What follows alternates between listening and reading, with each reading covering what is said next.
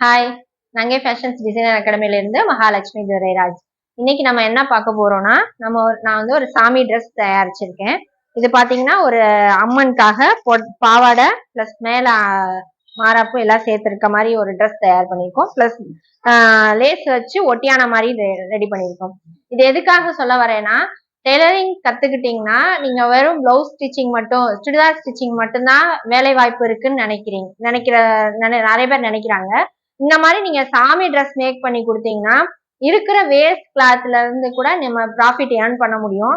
இப்ப இதை நான் ஒரு ட்ரெஸ்ஸை வந்து 100 rupees கூட நான் சேல்ஸ் பண்ண முடியும்.